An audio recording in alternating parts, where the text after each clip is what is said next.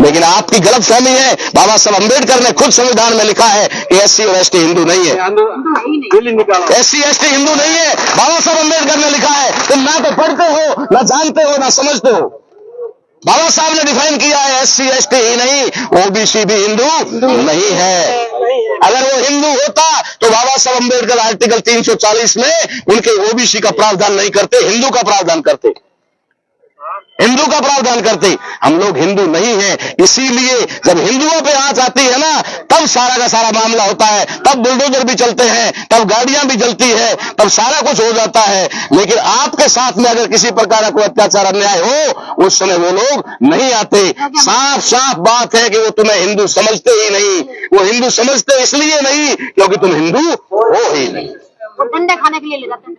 सिर्फ और सिर्फ जब उनकी बाबरी मस्जिद गिरानी होती है, जब आप किसी मुसलमान से भिड़ाना होता है, जब कहीं पर जाकर के कोई मस्जिद पे हमला करना होता है, उस समय तुम्हें हिंदू बना दिया जाता है, हिंदू बना करके पेश कर दिया जाता है। अभी कल परसों चर्चा चल रही थी, मैं खुद कह रहा हूं, मैं नमन करता हूं कि कोई भी अत्याचार किसी भी व्यक्ति के साथ में हो। डांगरी में खेत सिंह जी बहुत ही सीधे साधे और गरीब परिवार का व्यक्ति था, किसान व्यक्ति था, पशु पालक था, ठीक है, हमारा भाई था। उसके साथ जो कुछ भी हुआ है, उसके परिवार के साथ हमारी पूरी संवेदना है और हम उनके न्याय के लिए भी कहते हैं कि कोई नहीं बचना चाहिए, कोई मेरा बेटा क्यों ना नहीं बचना चाहिए, नहीं बचना चाहिए।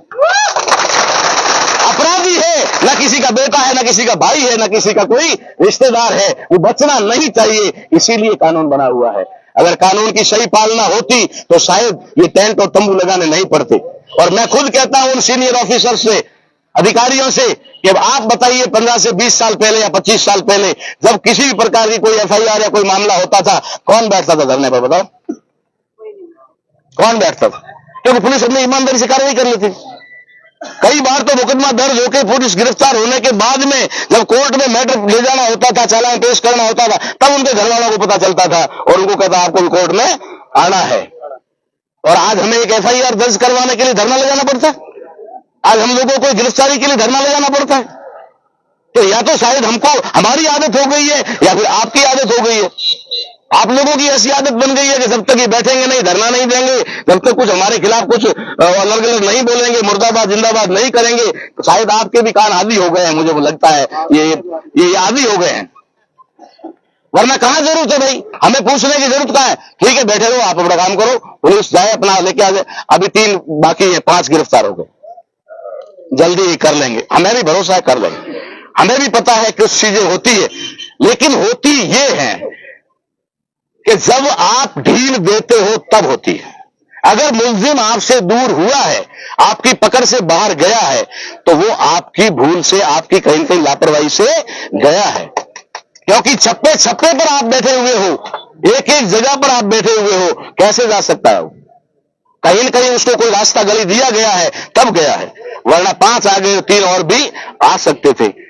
होता है, सारी चीजें आप भी समझते हो, मैं भी समझता हूं। लेकिन हम लोगों को अभी जो वहां जाने के बाद इस तरीके की वार्ता हुई, जिस अधिकारी के जिस ओहदे के अनुसार जिस दायरे में था, उन्होंने संतोषजनक जवाब दिया, इसमें कोई डाउट नहीं।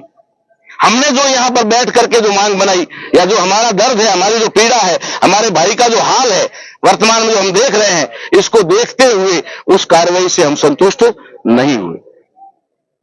उन्होंने हमें संतुष्ट करने का प्रयास किया, इसमें कोई डाउट नहीं है, लेकिन उनके दायरे के अनुसार किया।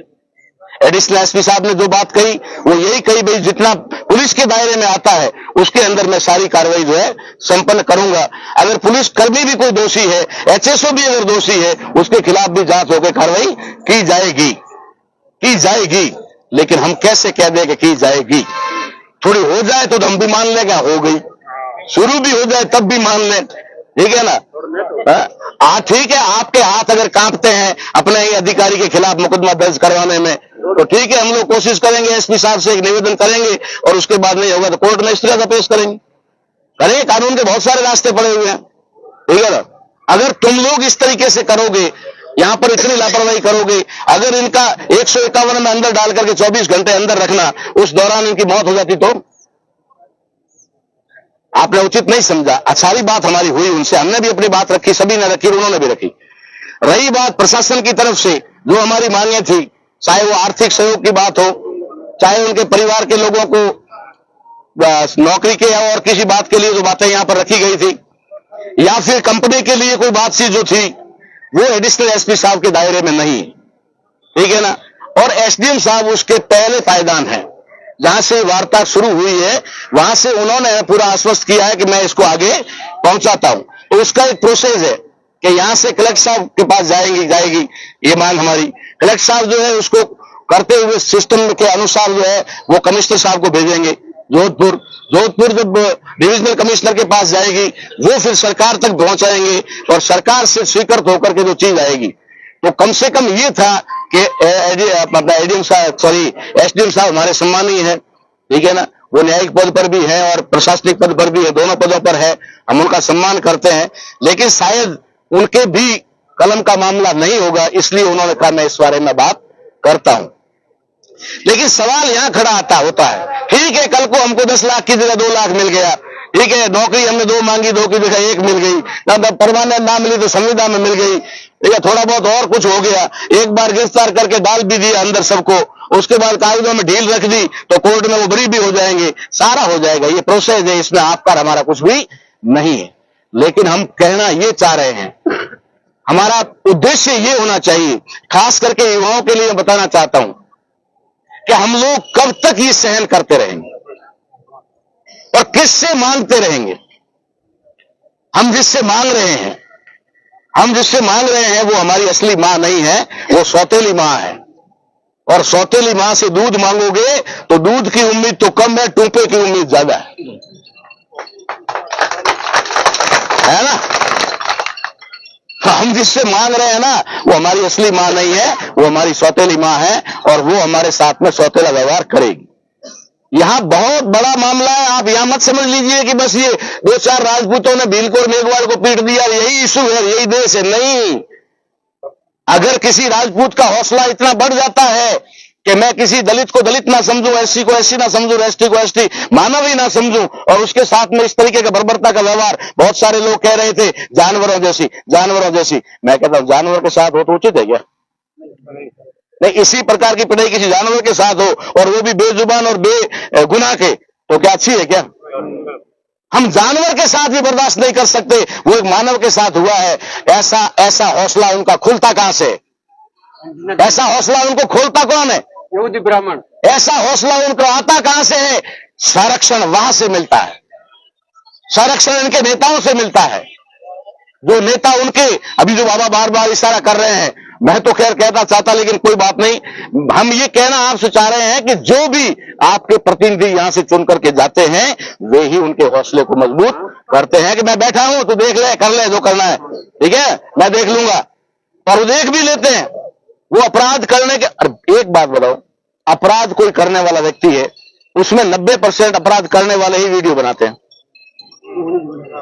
मालूम है ना? ये भी उन्होंने बनाया, देख लो। मैं बात हौसले की करता हूं।